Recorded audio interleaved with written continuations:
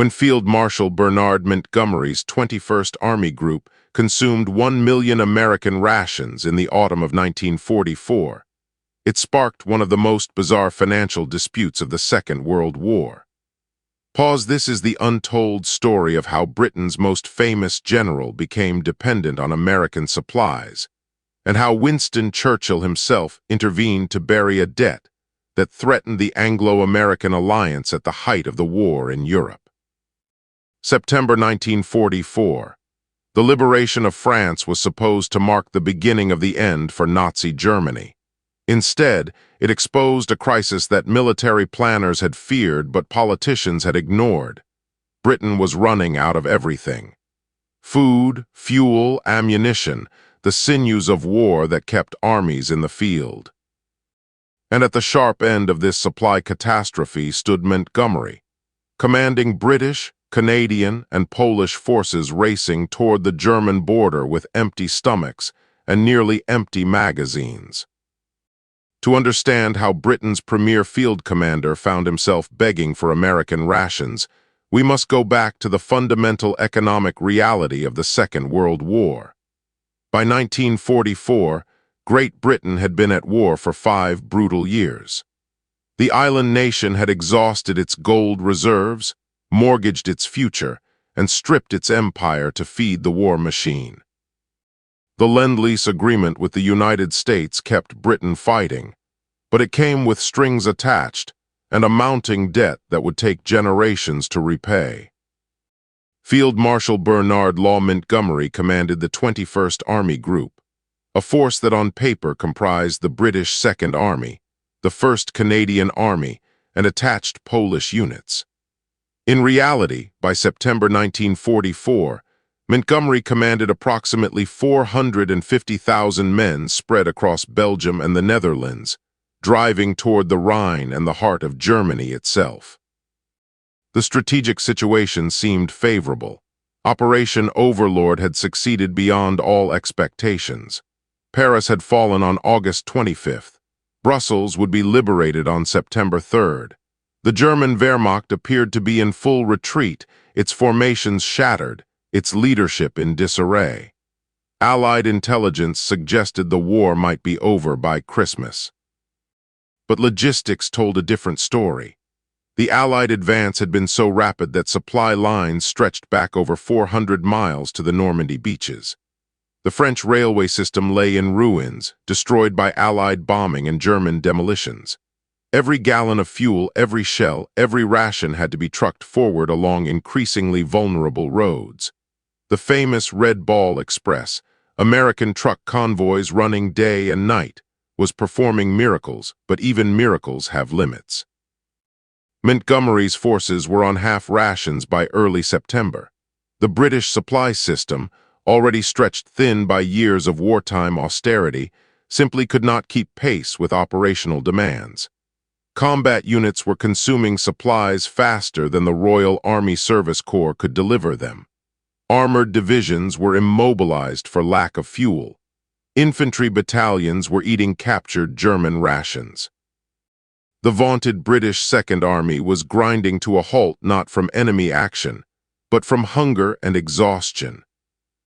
On September 7, 1944, Lieutenant General Miles Dempsey, commander of the British Second Army, sent an urgent signal to Montgomery's headquarters at Chateau de Krukenberg. The message was stark. Frontline units were down to 48 hours of rations. Medical supplies were critically low. If the supply situation did not improve immediately, offensive operations would have to cease. Montgomery faced an impossible choice.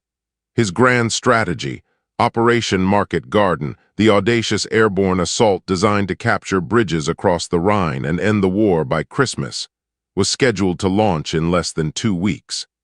The operation required full magazines, full fuel tanks, and full stomachs.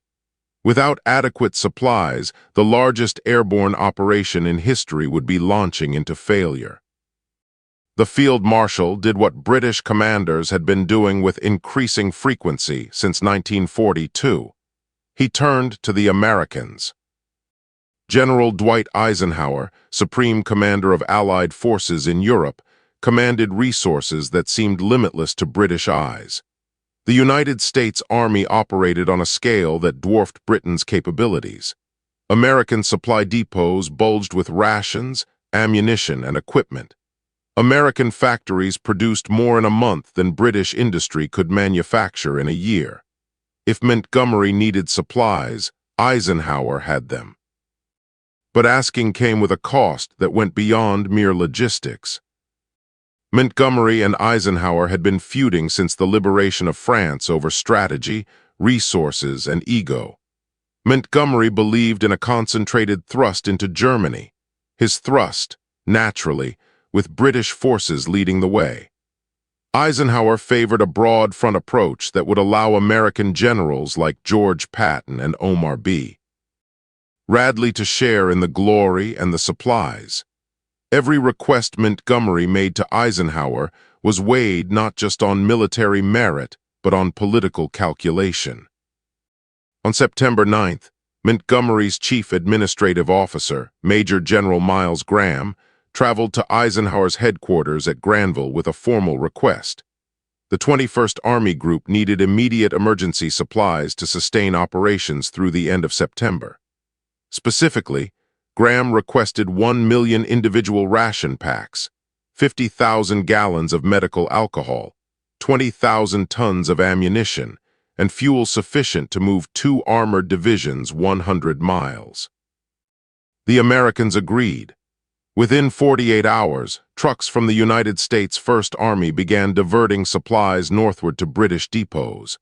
American C-47 transport aircraft flew supply missions to forward British positions. The United States Third Army, Patton's command, already furious at being shortchanged on fuel to benefit Montgomery's operations, watched supplies earmarked for their advance redirected to feed the British. By September 15th, the crisis had passed. British Second Army units reported full rations restored. Fuel dumps were replenished. Montgomery's Market Garden operation launched on September 17th with British, American, and Polish airborne forces dropping into Holland. The operation would ultimately fail to achieve its objectives, but it did not fail for lack of supplies.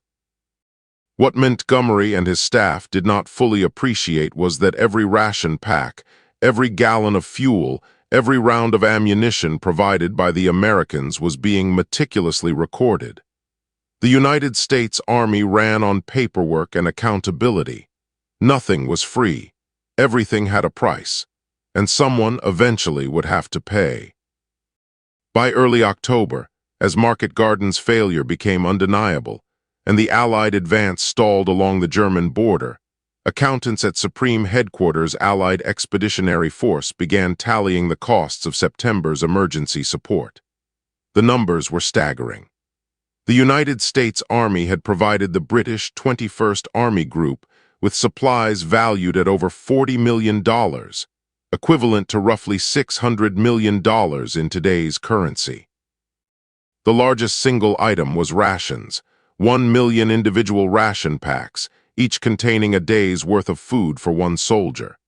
These were not simple meals. American K rations and C rations included canned meat, crackers, chocolate, cigarettes, coffee, sugar, and even toilet paper. They represented American industrial might packaged in cardboard boxes. They also represented American taxpayer money spent feeding British soldiers. On October 23, 1944, a confidential memorandum landed on the desk of Lieutenant General Frederick Morgan, Chief of Staff at Supreme Headquarters. The memorandum, prepared by the Finance Division, outlined the growing issue of inter-allied supply arrangements. American forces had provided substantial material support to British units throughout September and October. Under the terms of existing agreements, these supplies were supposed to be repaid either in kind or in cash through reverse lend-lease arrangements. The British government owed the United States government $43 million. Morgan immediately recognized the political dynamite in his hands. Anglo-American relations, never entirely smooth, had been strained by command disputes, strategic disagreements, and national pride. British newspapers regularly criticized American generals. American newspapers questioned why the United States was carrying the burden of liberating Europe. The alliance that had defeated Nazi Germany from Normandy to the German border was held together by diplomatic skill, personal relationships, and careful management of national sensitivities. A public demand for $43 million could shatter that fragile cooperation. Morgan sent the memorandum to Eisenhower with a handwritten note. This requires the highest level of diplomatic handling. Eisenhower, a political general who understood that winning wars required managing allies as much as defeating enemies, buried the memorandum in his personal safe and sent a discreet inquiry to the British Treasury through official channels. The inquiry was carefully worded. Could His Majesty's government clarify the procedures for settling inter-allied supply accounts under reverse Lend-Lease provisions? The response from London arrived on November 7th, and it was not what Eisenhower expected. The British Treasury acknowledged the debt. They confirmed the figures. They agreed that under a strict reading of Lend-Lease agreements, Britain owed the United States $43 million for supplies provided to Montgomery's forces. And then they explained, in the polite but firm language of British civil servants, that Britain could not pay. The letter laid out Britain's financial situation with brutal honesty. The United Kingdom had spent every available pound sterling on the war effort. Gold reserves were exhausted. Dollar reserves were nearly depleted. Britain was surviving on American loans and Lend-Lease supplies. The nation that had once ruled a quarter of the globe was, in effect, bankrupt. Paying $43 million to the United States would require either selling remaining gold reserves, which would damage Britain's credit internationally, or cutting essential war expenditures. The letter concluded with a request that the supply debt be absorbed into existing Lend-Lease arrangements without separate accounting. In other words, please pretend this never happened. Eisenhower faced an impossible situation. He commanded American forces whose supply situation was managed by officers who answered to Congress and the American taxpayer. Those officers demanded accountability. They wanted records showing where every ration, every gallon of fuel, every bullet went. The American way of war ran on logistics and documentation. Simply writing off $43 million violated every principle of U.S. Army administration. But Eisenhower also knew that publicly demanding repayment from Britain would create a diplomatic crisis that could undermine the alliance at the worst possible moment. December 1944 would bring the Battle of the Bulge, Germany's last great offensive in the West. Allied unity would be essential to victory. A financial dispute over rations could poison Anglo-American relations for years. The Supreme Commander needed guidance from the top. On November 12th, Eisenhower sent a classified telegram to General George Marshall, U.S. Army Chief of Staff, outlining the situation and requesting instructions. Marshall, in turn, took the matter to the only two men who could resolve it: President Franklin Roosevelt and Prime Minister Winston Churchill. Winston Churchill learned of the $43 million debt on November 15, 1944, in a briefing from his Chancellor of the Exchequer. The Prime Minister's reaction, according to witnesses, was a mixture of outrage and grim humor. "We fought for 5 years before the Americans entered the war," Churchill reportedly said, "and now they send us a bill for keeping our soldiers fed." But Churchill, for all his bluster, understood the reality. Britain needed the United States. The war against Germany would continue into 1945, possibly beyond. The Pacific War against Japan would require British participation and American support. The post-war world would be shaped by Anglo-American cooperation or rivalry. A public dispute over money would damage Britain's position permanently. Churchill decided to handle the matter personally and privately. On November 20th, the Prime Minister sent a personal telegram to President Roosevelt.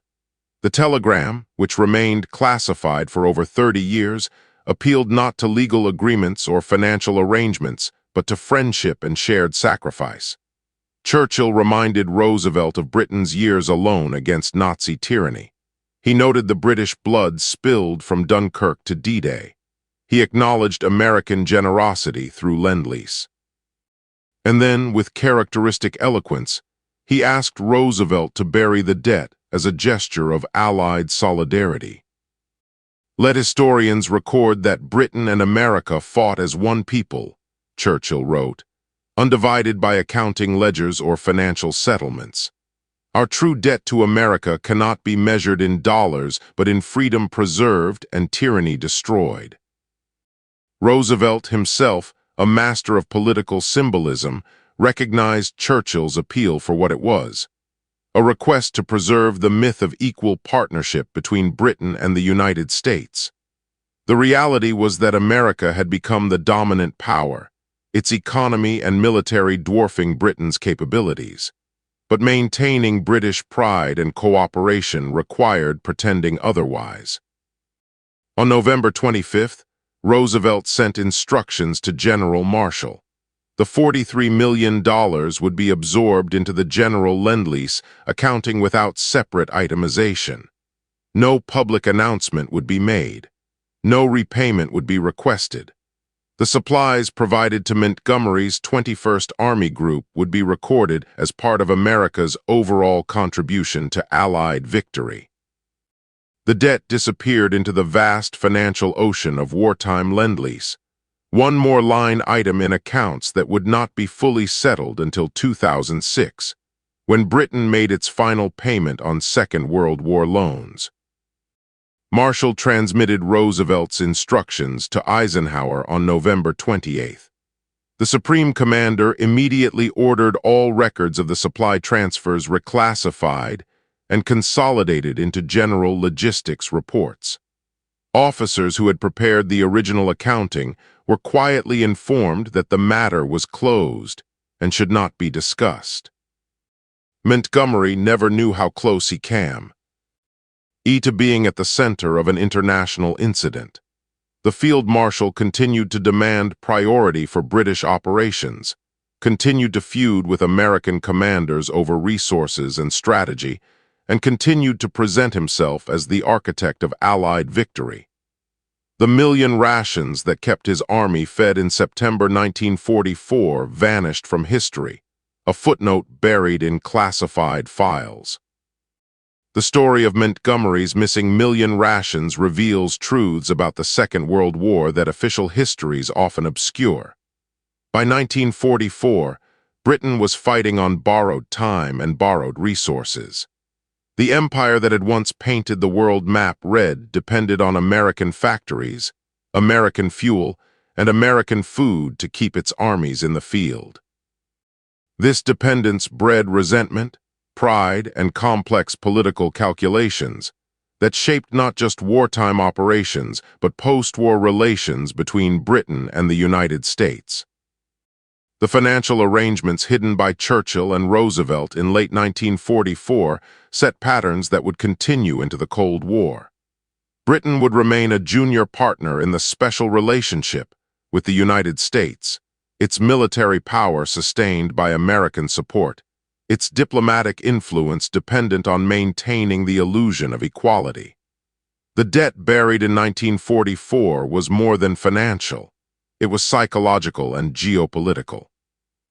For Montgomery's soldiers, the men of the British Second Army and 1st Canadian Army who fought from Normandy to the Baltic, the origin of their rations mattered less than the fact that they had food to eat. These were veterans who had fought at El Alamein, Sicily, and D-Day. They would go on to fight through the brutal winter of 1944-1945, cross the Rhine, and accept German surrender in May 1945. Whether they ate British rations or American K-rations, made no difference to their courage or sacrifice. The complete story of the ration debt emerged only decades later, when classified documents were released under Freedom of Information laws.